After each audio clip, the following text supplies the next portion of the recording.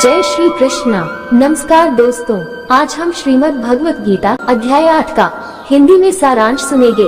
इस अध्याय में सबसे पहले हम इस अध्याय का सारांश सुनेंगे और उसके बाद इसी अध्याय का हिंदी अनुवाद सुनेंगे। तो आइए सुनते हैं। 8वां अध्याय अक्षर ब्रह्म योग सारांश।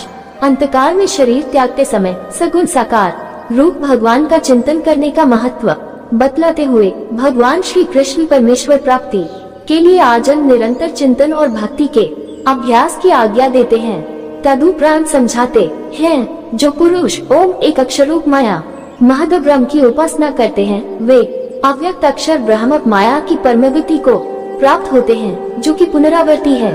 परंतु जो मेरे अनन्य भक्त हैं, वे सनातन अव्यक्त भाव को प्राप्त होते हैं। वही मेरा परमधाम है और वहाँ से मनुष्य फिर वापस लौटकर संसार में नहीं आते। परमेश्वर, जीवात्मा, देवता और प्रपंच, इन चार सिद्ध नित्य और अनादि पदार्थों का ज्ञान मनुष्य के आत्म कल्याण के लिए आवश्यक है।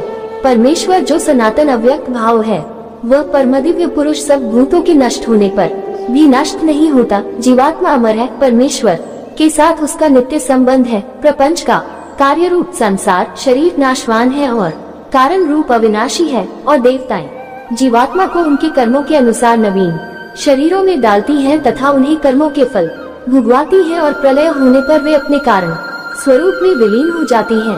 अंतकाल के समय में जिस जिस भाव का स्मरण करता हुआ मनुष्य शरीर का त्याग करता है, वह उस भाव के सदृश योनि को ही प्राप्त होता है। अंतकाल में जो पुरुष मेरा स्मरण करता हुआ शरीर को त्यागता है, भगवान कहते हैं, वह मेरे साक्षात स्वरूप को प्राप्त होता है। जो मनुष्य पुत्र पुत्री, पुरुष स्त्री, धन दौलत, मकान जायदाद और मान प्रतिष्ठा आदि को याद करते हुए अपना देह त्यागते हैं, वे उपर्युक्त भोगों की सदृश योनियों को प्राप्त होते हैं। तत्व की बात तो यह है कि जिस भाव का दृढ़ अभ्यास होता है, उसी भाव का ही अंतकाल में स्मरण होता है, और उसी भाव की सदृश योनि को मनुष्य प्राप्त होता है। इसलिए अपनी प्राप्ति के लिए भगवान निरंतर स्मरण की विधि तथा अभ्यास योग के आचरण की आज्ञा देते हैं। कई पुरुष अव्यक्त अक्षर ब्रह्म की उपासना के फलरूप प्राप्ति और परब्रह्म परमेश्वर की भक्ति के फलरूप प्राप्ति दोनों को एक समझ बैठते हैं। भगवान यहाँ स्पष्ट रूप से बताते हैं कि ओम इस अक्षर रूप ब्रह्म का उपासक शरीर त्याग देने के बाद अव्यक्त अक्षर ब्रह्म की पुनरावर्ती परमगति को प्राप्त होता है, जहाँ पहुँच जाने के बाद उसे दोबारा मृत्यु लोक में आना पड़ता है। परंतु मेरे अनन्य भक्त सनातन अव्यक्त भाव को प्राप्त होते हैं, जहाँ से वे वापस नहीं आते। वही मेरा परमधाम है। कर्म भूमि से लेकर ब्रह्मलोक तक सब लोग पुनरावर्ती है, जहाँ पहुँच जाने के बाद मनुष्य फिर दोबारा मृत्यु लोक को प्राप्त होते हैं। परंतु मेरे परमधाम की एक विशेषता है कि वहाँ पहुंचकर मनुष्य दोबारा जन्म मरण के चक्र में नहीं आते। अनन्य चित्त से निरंतर मेरा स्मरण करने वाले मेरे भक्त योग से युक्त और दृढ़ता से मुझे भजने वाले सहज ही मुझे प्राप्त हो जाते हैं। भगवान परलोक को जाने वाले दो मार्गों का रहस्य समझाते हैं, जिन मार्गों से योगी मृत्यु उपरांत प्रयाण करते हैं। एक मार्ग ऐसा है जिससे जाने पर योगी फिर लौटकर इस संसार में नहीं आते, और दूसरा मार्ग ऐसा है जिसके द्वारा जाने से योगी फिर इस संसार में लौट आते हैं। जिस मार्ग में उत्तरायण के 6 महीनों का अभिमानी देवता है, उस मार्ग में मरकर गए हुए ब्रह्मज्ञानी जन अग्नि, दिन, शुक्ल पक्ष और उत्तरायण के अभिमानी देवताओं द्वारा क्रम से ले जाए जाकर ब्रह्म को प्राप्त होते हैं। दक्षिणायन के 6 महीने के अभिमानी देवता के मार्ग में मृत्यु उपरांत गए हुए योगियों को धूम, रात्रि, कृष्ण पक्ष तथा दक्षिणायन के अभिमानी देवताओं द्वारा क्रम से चंद्रमा की ज्योति की प्राप्ति होकर स्वर्ग में अपने शुभ कर्मों का फल भोगने के बाद वापस इस संसार में लौट आना पड़ता है। भगवान श्री कृष्ण कहते हैं कि मेरा योगी भक्त इन दोनों मार्गों के तत्व को जानकर मोहित नहीं होता। मेरी प्राप्ति के लिए संबुद्धि रूप योग से युक्त हुआ योगी वेदों की वाणी, यज्ञ, तप, दान आदि देवताओं के पुण्य फलों को लौट कर मेरे सनातन परम पद को प्राप्त होता है।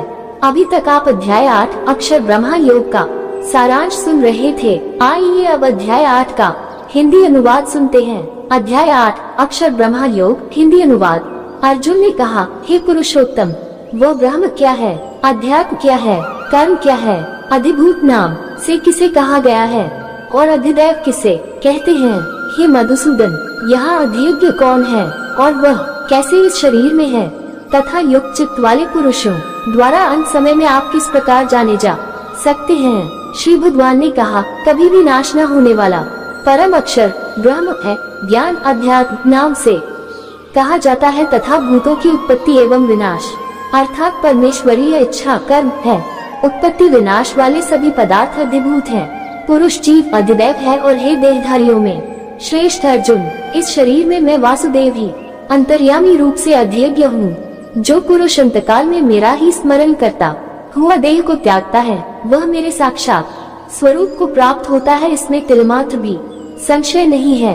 हे कौन्तेय, ये पुरुष अंतकाल में जिस जिस भाव का स्मरण करता हुआ देह त्यागता है, वह उसको ही प्राप्त होता है, क्योंकि वह सदा उसी भाव से भावित रहा है।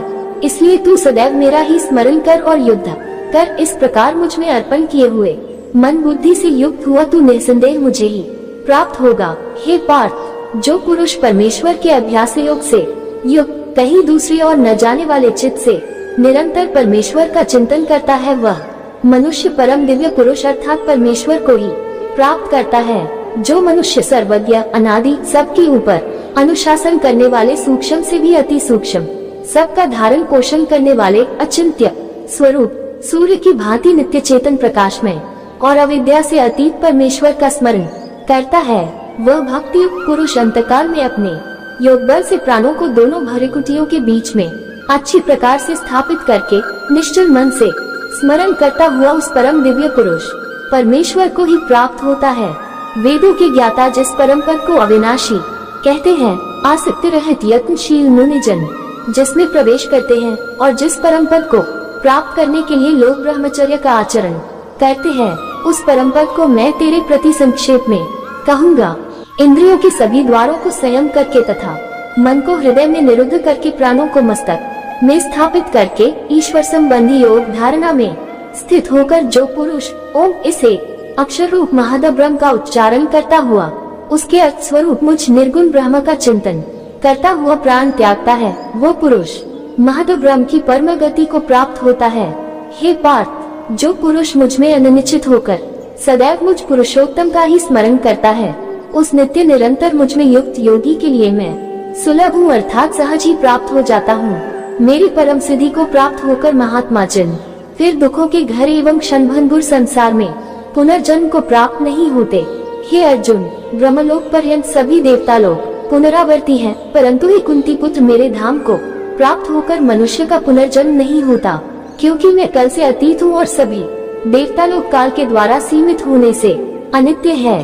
ब्रह्म का 1000 युग पर्यंत एक दिन है और उतनी ही अब दिवाली एक रात्रि है। जो पुरुष ब्रह्मलोक को भी अनित्य जानते हैं, वे योगी जन काल के तत्व को जानने वाले हैं।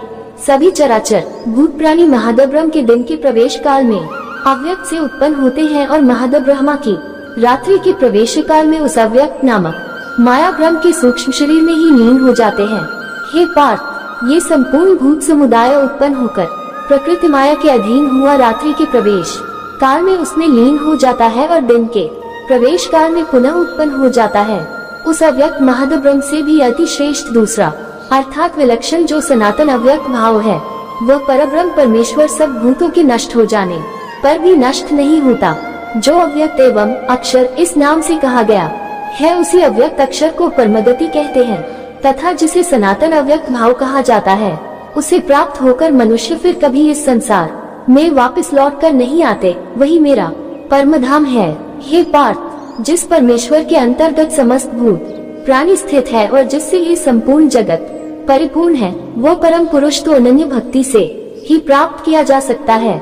हे भरत श्रेष्ठ, जिस काल में प्राण त्याग कर गए हुए योगी जन वापस न लौटने वाली गति को तथा वापस लौटने वाली गति को प्राप्त होते हैं, मैं उन दोनों मार्गों को कहूँगा। जिस मार्ग में ज्योतिर्मय अग्नि, दिन, शुक्ल पक्ष और उत्तरायण के 6 महीनों के अभिमानी देवता हैं, उस मार्ग से शरीर त्याग कर गए हुए ब्रह्मेता योगी जन उपर्युक्त देवताओं द्वारा क्रम से ले जाए जाकर ब्रह्म को प्राप्त होते हैं। जिस मार्ग में धूम, रात्रि, कृष्ण पक्ष और दक्षिणायन के 6 महीनों के अभिमानी देवता है, उस मार्ग में प्राण त्याग कर गया हुआ योगी उपर्युक्त देवताओं द्वारा क्रम से ले जाए जाकर चंद्रमा की ज्योति को प्राप्त होकर स्वर्ग में अपने शुभ कर्मों का फल भोग फल फिर वापस मृत्यु लोक में लौट आता है। जगत के ये दो मार्ग, शुक्ल देवयान और कृष्ण पितृयान सनातन माने गए हैं। इनमें से एक मार्ग देवयान के द्वारा गया हुआ मनुष्य वापस नहीं लौटता और दूसरे मार्ग पितृयान से गया हुआ मनुष्य फिर वापस जन्म मृत्यु को प्राप्त होता है। हे पार्थ, इन दोनों मार्गों को तत्व से जानकर मेरा योगी भक्त कभी भी मोहित नहीं होता। इसलिए हे अर्जुन, तू सदैव योगी युक्त होकर निरंतर मेरी प्राप्ति के लिए साधन कर। योगी पुरुष इस तत्व को जानकर वेदों के पढ़ने में तथा यज्ञ तप और दान आदि करने में जो पुण्य फल कहा गया है, उन सब को निसंदेह पार करके मेरे सनातन परम पद को प्राप्त होता है। अब अक्षर ब्रह्म योग नामक 8वां अध्याय संपूर्ण हुआ। इसी के साथ विदा लेते हैं। कल फिर इससे अगला अध्याय लेकर हाजिर होंगे। तब तक सभी को जय श्री कृष्ण जी।